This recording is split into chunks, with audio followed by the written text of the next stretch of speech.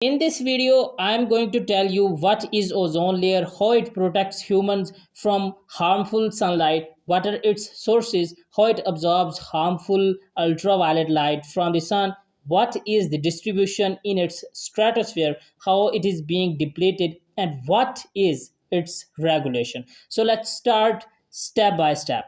Step number 1, what is ozone layer? How it protects humans from harmful sunlight. My dears, the ozone layer or ozone shield is a region of Earth's stratosphere that absorbs most of the sun's ultraviolet radiation. It contains a high concentration of ozone in relation to other parts of the atmosphere, although still small in relation to other gases in the stratosphere. The ozone layer contains less than 10 parts per million of ozone, while the average ozone concentration in Earth's atmosphere as a whole is about zero point 0.3 parts per million. The ozone layer is mainly found in the lower portion of the stratosphere from approximately 15 to 35 kilometers, 9 to 22 miles above Earth, although its thickness varies seasonally and geographically. The ozone layer was discovered in 1913 by the French physicists Charles Fabry and Henri Buisson. Measurements of the sun showed that the radiation sent out from its surface and reaching the ground on Earth is usually consistent with the spectrum of a black body with a temperature in the range of 5500 to 6000 Kelvin, except that there was no radiation below a wavelength of about 310 nanometer at the ultraviolet end of the spectrum. It was deduced that the missing radiation was being absorbed by something in the atmosphere. Eventually, the spectrum of the missing radiation was matched to only one known chemical, ozone. Its properties were explored in detail by the British meteorologist G.M.B. Dobson, who developed a simple spectrophotometer, the Dobson meter, that could be used to measure stratospheric ozone from the ground. Between 1928 and 1958, Dobson established a worldwide network of ozone monitoring stations which continue to operate to this day. The Dobson unit, a convenient measure of the amount of ozone overhead, is named in his honor. The ozone layer absorbs 97 to 99% of the sun's medium frequency ultraviolet light from about 200 nanometer to 315 nanometer wavelength, which otherwise would potentially damage exposed life forms near the surface. In 1976, atmospheric research revealed that the ozone layer was being depleted by chemicals released by industry, mainly chlorofluorocarbons. Concerns that increased UV radiation due to ozone depletion threatened life on Earth, including increased skin cancer in humans and other ecological problems, led to bans on the chemicals, and the latest evidence is that ozone depletion has slowed or stopped. The United Nations General Assembly has designated September 16 as the International Day for the Preservation of the Ozone Layer. Venus also has a thin ozone layer at an altitude of 100 kilometers above the planet's surface. Step number 2, what are its sources? My dears, the photochemical mechanisms that give rise to the ozone layer were discovered by the British physicist Sidney Chapman in 1930. Ozone in the Earth's stratosphere is created by ultraviolet light striking ordinary oxygen molecules containing two oxygen atoms, splitting them into individual oxygen atoms. The atomic oxygen then combines with unbroken O2 to create ozone, O3. The ozone molecule is unstable, although in the stratosphere long lived. And when ultraviolet light hits ozone, it splits into a molecule of O2 and an individual atom of oxygen, a continuing process called the ozone oxygen cycle. About 90% of the ozone in the atmosphere is contained in the stratosphere. Ozone concentrations are greatest between about 20 and 40 kilometers, 66,000 and 131,000 feet, where they range from about 2 to 8 parts per million. If all of the ozone were compressed to the pressure of the air at sea level, it would be only 3 millimeters thick. Step number 3, Although the concentration of the ozone in the ozone layer is very small, it is vitally important to life because it absorbs biologically harmful ultraviolet radiation coming from the sun. UV radiation capable of penetrating nitrogen is divided into three categories based on its wavelength. These are referred to as UVA, UVB, and UVC. UVC, which is very harmful to all living things. UVB radiation can be harmful to the skin and is main cause of sunburn. Excessive exposure can also cause cataracts, immune system suppression, and genetic damage, resulting in problems such as skin cancer. The ozone layer, which absorbs from about 200 nanometer to 310 nanometer with a maximal absorption at about 250 nanometer, is very effective at screening out UVB. For radiation with a wavelength of 290 nanometer, the intensity at the top of the atmosphere is 350 million times stronger than at the Earth's surface. Nevertheless, some UVB, particularly at its longest wavelengths, reaches the surface and is important for the skin's production of vitamin D. Ozone is transparent to most UVA, so most of this longer wavelength UV radiation reaches the surface and is constitutes most of the UV reaching the earth. This type of UV radiation is significantly less harmful to DNA, although it may still potentially cause physical damage, premature aging of the skin, indirect genetic damage, and skin cancer. Step number 4.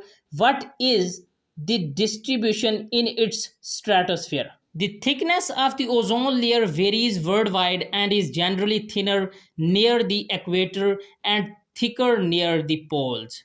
Thickness refers to how much ozone is in a column over a given area and varies from season to season. The reasons for these variations are due to atmospheric circulation patterns and solar intensity. The majority of ozone is produced over the tropics and is transported towards the poles by stratospheric wind patterns. In the northern hemisphere, these patterns, known as the Brewer-Dobson circulation, make the ozone layer thickest in the spring and thinnest in the fall. When ozone is produced by solar UV radiation in the tropics, it is done so by circulation lifting ozone poor. Research has found that the ozone levels in the United States are highest in the spring months of April and May and lowest in October. While the total amount of ozone increases moving from the tropics to higher latitudes, the concentrations are greater in high northern latitudes than in high southern latitudes, with spring ozone column in high northern latitudes occasionally exceeding 600 DU and averaging 450 DU, whereas 400 DU constitute a usual maximum in the Antarctic before anthropogenic ozone depletion. This difference occurred naturally because of the weaker polar vortex and stronger Brewer-Dobson circulation in the northern hemisphere owing to that hemisphere's large mountain ranges and greater contrasts between land and ocean temperatures. The difference between high northern and southern latitudes has been increased since the 1970s due to the ozone hole phenomena. The highest amount of ozone are found over the Arctic during the spring months of March and April, but the Antarctic has their lowest amounts of ozone during their summer months of September and October. Step number 5. How it is being depleted. The ozone layer can be depleted by free radical catalysts, including nitric oxide, nitrous oxide, hydroxyl, atomic chlorine, and atomic bromine. While there are natural sources for all of these species, the concentrations of chlorine and bromine increased markedly in recent decades because of the release of large quantities of man made organohalogen compounds, especially chlorofluorocarbons and bromofluorocarbons. These highly stable compounds are capable of surviving the rise to the stratosphere where chlorine and bromine radicals are liberated by the action of ultraviolet light.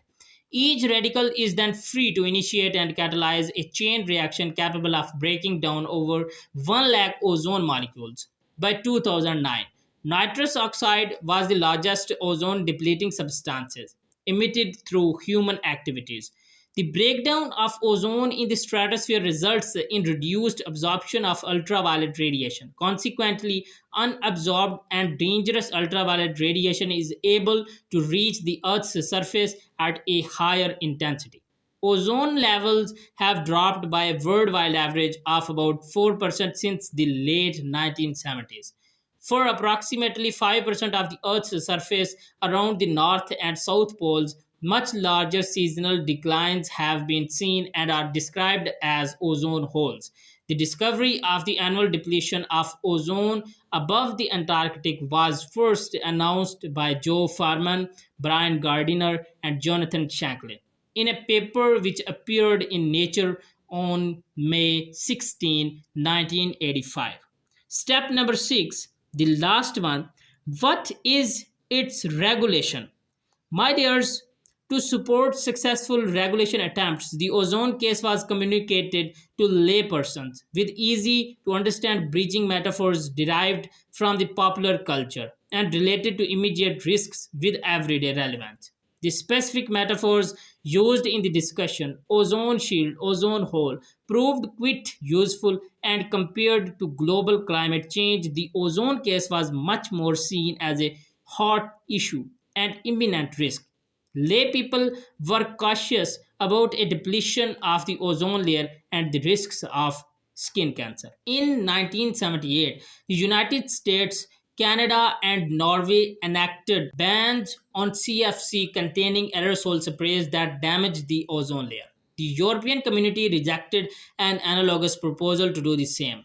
In the US, chlorofluorocarbons continued to be used in other applications such as refrigeration and industrial cleaning. Until after the discovery of the Antarctic ozone hole in 1985, after negotiation of an international treaty, the Montreal Protocol, CFC production was capped at 1986 levels with commitments to long term reductions. Since that time, the treaty was amended to ban CFC production after 1995 in the developed countries and later in developing countries. Today, all of the world's countries have signed the treaty. Beginning January 1, 1996, only recycled and stockpiled CFCs were available for use in developed countries like US. This production phase out was possible because of efforts to ensure that there would be substitute chemicals and technologies for all ODS uses. On August 2, 2003, scientists announced that the global depletion of the ozone layer may be slowing down because of the international regulation of ozone depleting substances. In a study organized by the American Geophysical Union, 3 satellites and 3 ground stations confirmed that the upper atmosphere ozone depletion rate slowed significantly during the previous decade. Some breakdown can be expected to continue because of ODS used by nations which have not banned them, and because of gases which are already in the stratosphere. Some ODS, including CFCs, have very long atmospheric lifetimes ranging from 50 to over 100 years. It has been estimated that the ozone layer will recover to 1980 levels near the middle of the 21st century. A gradual trend toward healing was reported in 2016, so don't worry about that. So, this was our video. Now, I want to turn it over to you. Which step you like the most? Tell me in the comments. My dears, make sure to subscribe this channel so you don't miss out on my future videos. If you want that this video should be in Urdu language, then the video which is in front of your eyes is in Urdu language. You can check it out and can get more knowledge easier. Goodbye, stay blessed, and bundle of thanks for watching.